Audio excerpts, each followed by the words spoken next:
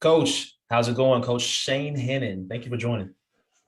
I'm good, man. It's good to be here. I've been listening to your guys's your stuff for a while. I love the business stuff. So you guys are kind of the only podcast that actually talks in depth about that stuff. So it's good to be on. It's good to meet you. Thanks. What are you trying to get from it? I mean, you have a pretty good following. I'm assuming you're pretty successful with it because you've been doing it for a while. What are you looking to get from those podcasts? Um Honestly, just it's like you can learn some stuff, but also there's stuff that's like just kind of confirms that you're doing a good job and you're hearing other people's stories. And I think, when you hear about basketball trainers, they talk a lot, like we just talked about, they talk a lot about skill stuff. They talk about a lot of the good stuff, but I've noticed in your podcast, they kind of talk about the struggles a little bit and stuff that maybe isn't said all the time. So it's good to actually hear those stories. I think it kind of gives a little bit of relief to myself and probably some other trainers, just to hear that other guys are going through similar issues or, similar situations as I am. I really look forward to hearing about the online space because very few people are able to have an online presence at a scale where it actually can make any kind of economical sense for. So, Sure. who else do you respect in the space that has an online presence that you have listened to or that you watch? Oh man. I know Basketball Immersion has a huge podcast. I think I listen to a little bit of those guys, but it's a lot of just the basketball stuff. What I'm trying to get to is I want to learn more about business. And I hosted a camp here in Sioux Falls with DJ Sackman, and that was one of the main conversations that we had was just talking business, man, like talking about how to do things and how to kind of live, most importantly, live like a happy life doing this stuff. So you're not Mm. stuck in a situation where you got to be on court 24/7 to make a living, because that's just not ideal and it's not realistic. So DJ was a big mentor to me. Another guy, Reed OC, he's been the biggest mentor of my life. He's up in Minneapolis, which is about a couple hours away from me. So him and I are on phone calls weekly, and we're just talking about, everything, basketball, life, business. He was the guy that I learned so much from. He had posted an Instagram story that he needed some rebounding help. And I was 4 hours away and the workout was like at 8 in the morning. I was like, dude, can I come? I'll do whatever. I was just beginning at the time. And he was like, yeah, if you can come, you can do this. He had no idea. Like, he really thought I wasn't going to show up, because I'm sure he's had people, say that stuff before. But I showed up. I was there right on time. We went like 4 hours of stuff in the morning. And then, he was surprised and took me out to eat, and then just had talked to me about business and where I was in my area. And ever since then, it's just been like a really, really good friendship. He's a couple of years older than me, but he's kind of like an older brother, you know, older cousin or something like that, that kind of like helps me out. He's, business wise, he's always kind of like a couple steps ahead of me. So I always feel like, okay, this is where Reed was, or this is where he was a couple of years ago. I'm starting to get there. So he has definitely helped me. So there's a lot of stuff that I watch. There's a lot of people that I like to connect with daily or weekly that, keep me in check. Another guy I just connected with, Peter Danliv, 90-10 training, just talking social media stuff. He's doing it at a high level on all fronts. So he and I had just connected and just kind of picking his brain about social stuff. So yeah. So, what do you out of all those guys? You said Peter Danliv, you said Yep. DJ Sackman, and Reed. Oh, was it Olson Reed? OC. Yep. OC. OC. What did you learn from those guys? Because look, man, I just talked to Ben Tier the other day, and I respect Ben. He's usually really, really adamant about putting content out there, but he was just talking about slowing down a little bit and respecting how you guys. We talked about J Law too, how you Yep. guys are actually doing all this work. Mike Dunn had some good insight on it too. And Yep. I'm curious to know, man, like I asked Mike this, Mike didn't answer it outright. Before I get into the feedback those other trainers gave you, what is your screen time? Like if you were to look at your screen time right Oh, now. it's crazy. I think the report, when it tells me I've gone up, I'm like, oh my goodness, man, how could I have gone up? I already put so many hours. It's probably just from editing, because you're on there just like everything's on my phone or I'm recording. It's probably like 5-6 hours a day.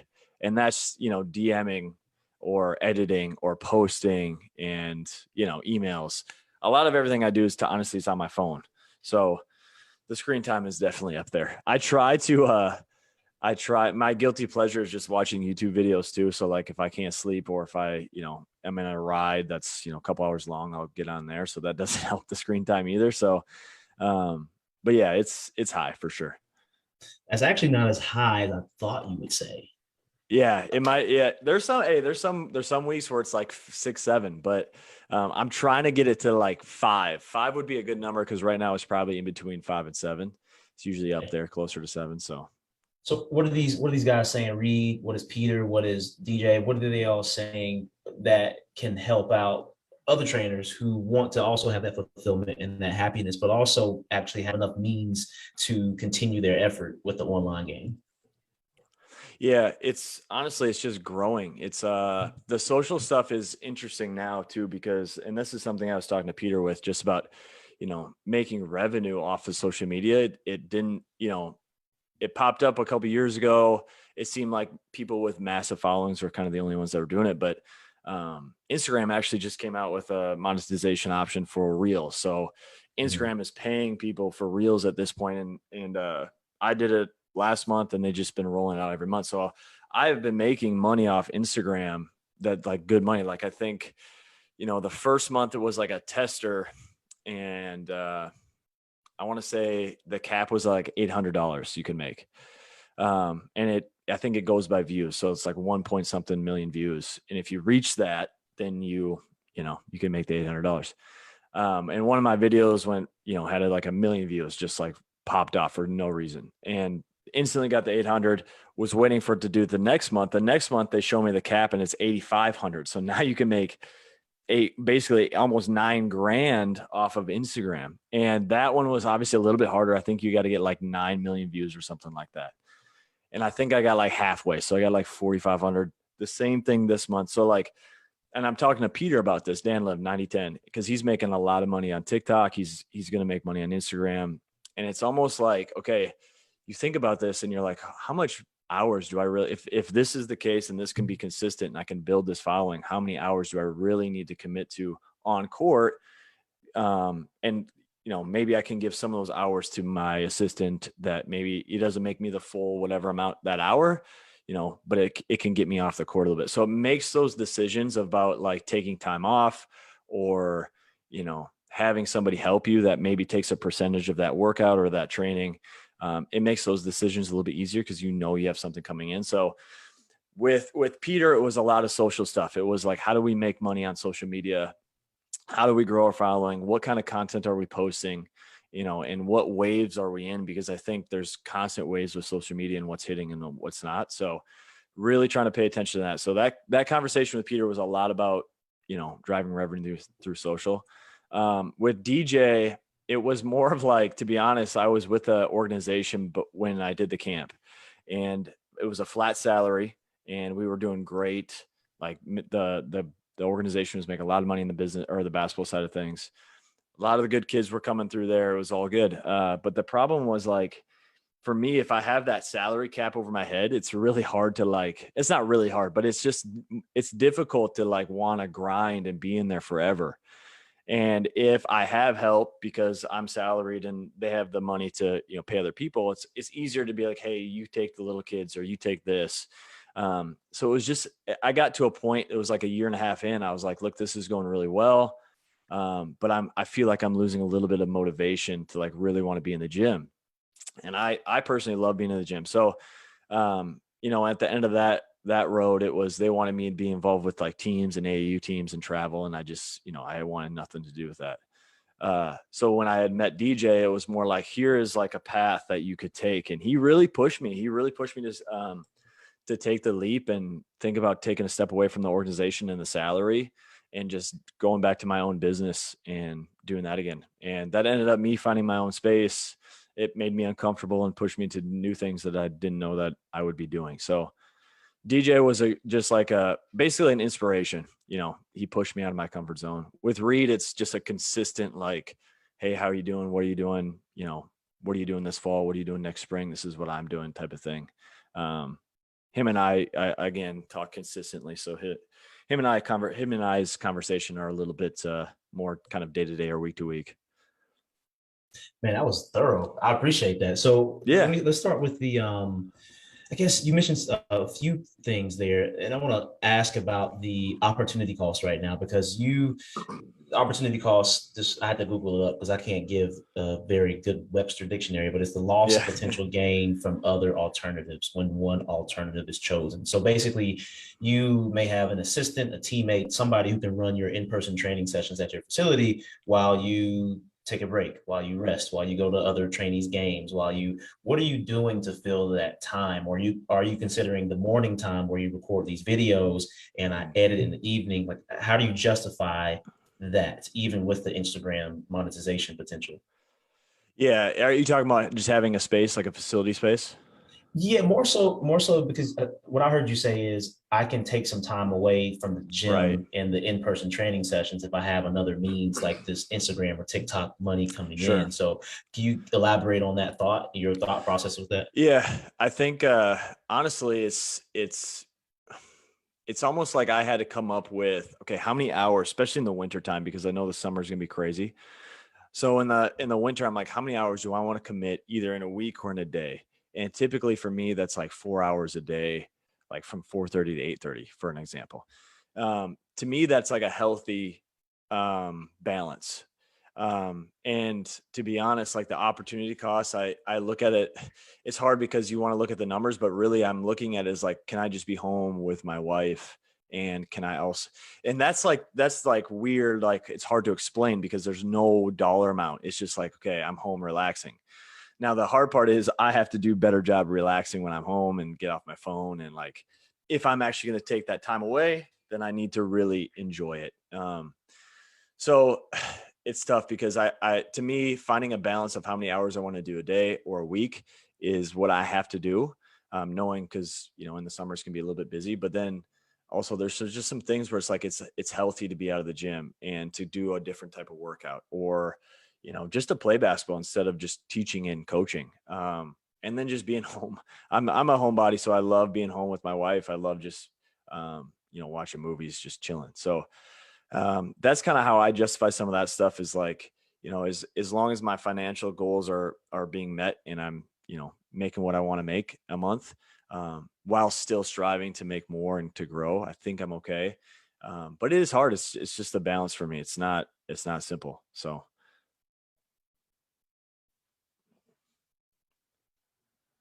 Sorry, I was talking out. You and I are alike. I like to chill at home and watch yep. movies with my wife, and I like to play. I don't play enough, and that's Yep. you're right. It's hard to quantify that and put a dollar amount on it, but it really is important and it needs to be done. So for Yep. you, what is your opposition towards development teams and the coaching? Is it more of a Yeah. I want to coach the athletes I want to coach? Is it the time imbalance between what you're getting paid versus the time you're spending? All of the Yeah. above?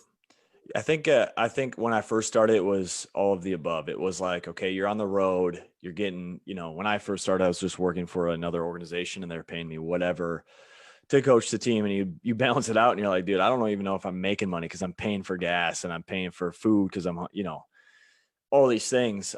It was awesome because you get to like take a team and you get to take a kid and really lead them. That was the best part. But the hard part is like, you're always away. You're never home. You're putting miles on your car. You're giving people rides. You're helping them out with me. Like there's so many things that go into that the money thing is, if you're doing teams, you're really, in my area, you're probably not doing it for the money. You're just doing it because you love the kids. If I had my own son, or if I had, a bunch of little kids that I really cared about, I would coach them just locally and help them out. I have no issues with coaching. It's more of like being on the road and doing all things. The other thing too is like, and I'm sure it's every area, but the AU teams are very competitive here. And it's not a huge city. So like if there's 5, 6 teams, there's not that many kids that everybody can play for. So the best players are always, figuring out where they want to play. And then you have those, organization heads that are trying to compete and get those kids to be on their teams. So if I can remove myself from those politics of like recruiting and which team are you playing for? I coach this team, but also I'm trying to train you. I know you play for those guys, but you don't have to play for my team to train. I just wanted to remove myself from that. I don't want parents to feel like that. I don't want the kids to feel like I'm recruiting nothing. So that's why I love having my facility, because it's like, you could literally, this is my favorite part of having that gym. You could literally see the relief on these kids' faces. They would walk in and it has nothing to do with their, their school team, their AU team, nothing. It was a place where they could just get better and just worry about themselves and, just work on the game with other kids that are good, and they could be friends with those kids, and they can also compete with those kids, but they don't have to worry about, who's got a scholarship, what team do you play for? How'd you do last weekend? It doesn't matter. That's what the environment that I wanted to create, was just a place where people can work on their game. So that's for me, that's why I wanted to remove myself from the team stuff. Not really because of the coaching, a lot to do with the time and the money, but also to do with, I have a business that I have to run. I got to make sure those kids are comfortable in a specific environment. That makes sense. I talked to Ryan Rizuki about that, and I asked a question like, "Hey, why?" Some coaches believe in having AAU alongside their business model and train, but other trainers are thinking, "No, that's literally how I got started, helping these other these teams, and being agnostic and being specific to training and not feeling like I'm a competitor to these other teams." So, right. Yep. I can understand that piece too. And for you, what was the process for you to find the facility? When did you find it? When did you start looking for it actually? And then when did you find it?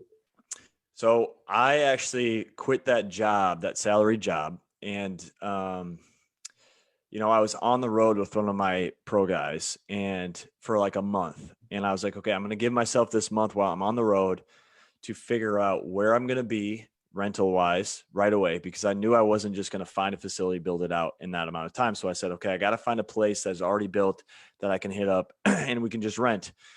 And then I'm going to find that. And then also while I'm doing that, I'm going to try to look at facilities and get a hold of a real estate person. So that's exactly what I did. I was on the road for, I think, the whole month of July, and come August, I was ready to rent from a facility that I was renting from before. And it was a good rental. I mean, they were fair with the price, so I was good with it. And we did that for about a month, and that gave me, like, I would say 2 months or 2.5 months to really find a different facility. The tricky part was, I didn't know what the heck I was looking for. And there are resources, like you could YouTube, and there's people like TJL, Tyler LeClaire. He had great resources for me. And I actually texted him a bunch and was asking a bunch of questions. There's other people, but even with those resources, you still have to find that space in your area, which is not easy. So I would say I spent, I had that plan for about 2.5 months to find it. And it probably took me another one to really finalize something. I think that 2.5 months gave me time to figure out, okay, these are the type of things I'm looking for. This is the person that can help me. This is my price range. And I really nailed that down. And then I looked at probably 2 spaces for about 2 weeks. And I finally decided, okay, I want to go with this one. And it was like a short-term lease. It's 6 months. And then after 6 months is month by month. It was an easy build out.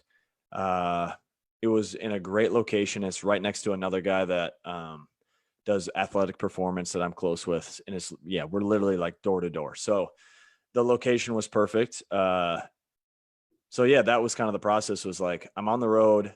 I got to find a short-term rental. But in the meantime, after I figure that out, then I got to, find a longer term space.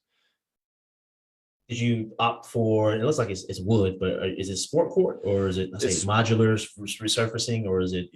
No, it's sport court. And that's kind of to be honest, and where I'm from, there's a lot of places that have sport courts. So a lot of the kids are used to it. And that's actually where I started my business, on a sport court floor.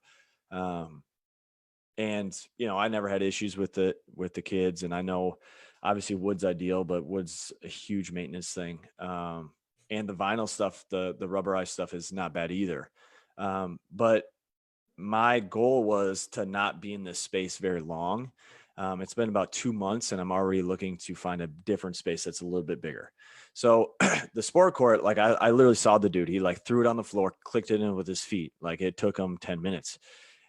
They lay down like a rubber mat, so it's not like, the plastic on concrete. So it actually has a little bit of a cushion, which is nice. And I was happy with that. So I was happy with how it feels. I was happy with the cushion underneath, and I was happy with how easy it was for these people just to kick it in there. So basically they just put the floor in, and then they put the hoops in, and then painted the lines, and it probably took 3 days and then like a couple extra days for the paint to dry. So the build out was super short. And that was something I was looking for, was like, okay, I found the space. I can get in there now. When can this dude put this in and how long is it going to take? And I probably only was renting for, from that other space while paying for this lease space for about a week. So signing that lease, and waiting for the build out, that was the part that, like, lining those times up was like a big headache, because I was like, and ordering the hoops, there's a backup on the hoops and there's like these time things. I was like, okay, I'm signing October 1. He's telling me that, I could get the hoops in October 3. And then he can click the floor. And like, I really try to time that out. And I only had probably spent a week paying rent at the other place. So I was happy with it. It was a close enough timeline for me to be good with it. I was about to say, like, man, that's great. 1 week. I mean, people usually paying, especially with the labor market right now and construction and everything going on in the supply chain. 1 week could have been 4, could have been 6, could have been much worse. So for you, and the sport court, I've talked to a lot of guys who actually build out courts, and they actually vouch for them. And they do both. They do wood, they do the modular resurfacing, the sport court. And honestly, most of the players that they know prefer to play on some of the sport court, because the wood, especially if it's portable, doesn't have as much give, especially the guys in the league. And you got pros too. I'm sure if you ask them, I would be curious if you ask them which one they actually prefer, I had a guy that had like an old wood floor. But we're looking at the facility. I'm like, dude, I don't know that it would be smart to put this in here. And it was like, he bought it from a local D1 college out here. It was their old practice floor, and it just clicks in. It's just like, the big squares. Mm-hmm. And I was like, if that gets wet, or if the surface isn't flat, because a lot of these little warehouses have that drain that kind of like goes in the middle. And you don't always have flat floors. So then you got to put the stints in. And mine did not have that, but that was a concern, was like, I think just for the time being, we're going to have to go with this. The tricky part is, I don't know that this would be a long-term situation for pro guys. And that's really like, I did the pro thing for a little bit and I'm happy with it, but I love to work with the kids. So like, my business and my clients are mostly, college kids and down. So, if there were a pro in this area that needed to do something, or we would either be traveling or we'd find a different high school or something in here to work with them. So yeah, the wood is ideal, but it's not always the best situation business wise. Right. Especially if you're going to be there for 6 months or 12 months and it's permanent and you can't pick it up and move. How many square feet? So what's the square footage there, and how do you manage the group training sessions in the space you have? And that I literally had to walk in there and like, okay. And I had one of my buddies with me. I'm like, okay, you go there, I go there. Let's say that's the wing. This is the wing. We were like mapping out workouts and like, okay, if you attack from that side, can we get a line going from this side? And if I'm on this elbow, can you be on that elbow? That was the biggest thing. So it's a 26 by 75 foot space. So, and Ryan Rizuki was a guy that I reached out to, and his is actually a little bit smaller. So if you see his space, like the 3-point line's on the wall, and his hoops aren't as far away from the wall, which is something I wanted to do. So mine is 75 by 26. The actual court space is 53 by 26. So we can have a full high school 3-point line and like a full like width of a high school court, 50 feet, or just a normal court. And then on that high school line, you probably have 2 feet before the wall. So you can actually shoot like top of the key threes, which I was happy with. And then on the other hoop, you go basically wing to wing. That's kind of the width that you can get to with 26 feet. So you can actually have actions coming off both wings. You can use both elbows. So when we do our sessions, I try to keep my groups from 6 and under. If it's high level college or high school kids, I'll try to keep it to 4 because it's just better that way. And I was like super like mindful and concerned about this stuff, but then you get the kids in there, they just don't care. They, you know what I mean? It's like, they love it. They like to be that close. And I actually like to have kids that close rather than way over there on the other side of the half court and having to go between. I actually like having them closer. Obviously a little bit bigger would be ideal, but so basically we go wing to wing, we go on the elbows, we go both top keys. We don't do a lot of actions out of the corner unless it's a smaller group. But with our style, it's a lot of skill stuff, but it's also a lot of live play, situational stuff. So it works really well for us. But yeah, that was the tricky part, was like, okay, I got 75 feet, but only 50 of it or 53 of it can actually be court. This other side, we put basically just the rubberized mats down for kids to stretch out and parents to sit in. There's a little office when you walk in, and then there's a bathroom along that wall as well. But my wife actually does cycle and yoga. So we have a bunch of cycle bikes in there, and then she does yoga as well. So on the weekends and some really early mornings, she'll have some classes. She can fit like, I want to say like, 9 or 8 people in a cycle class. And then if she wants to use the whole floor, she could fit, 20 people doing yoga if she wanted. So we're happy with the space, but it's probably a little bit time. It's time to get a little bit bigger. That's the right way to do it. I mean, I saw that when I looked at your site that she did that, and I was wondering like, where did she do that? And it's great that you guys have the space to both do that aside from each other, right by each other. Question for you: so a lot of questions actually, a lot of trainers are asking questions in the group right now, which I'm appreciative of. For you, when you were moving into the space, going from high schools, middle schools, having full court, maybe 6 goals, to having the 2 and the wing to wing, elbow to elbow, and that space you're in right now. Did you have to account for that and increase prices because you had less capacity for the training, or how does that justification work? Yeah. So I came from the Sanford Pentagon, which is like, I don't know if you've ever seen the games on the Pentagon. That's this massive facility. So like it has, I want to say 6 courts, 6 full like high school courts on the outside. It's just like a shape of a Pentagon.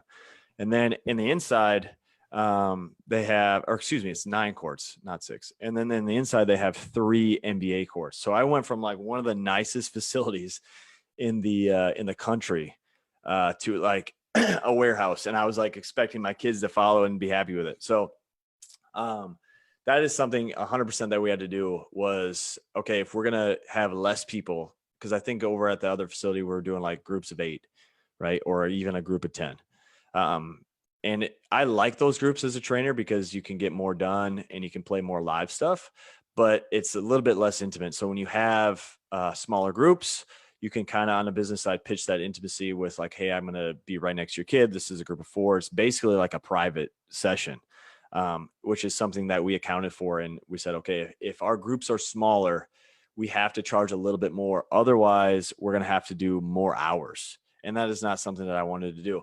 I wanted to keep my hours. And in fact, I wanted to work less, which is what I'm doing. So I think our group sizes went up.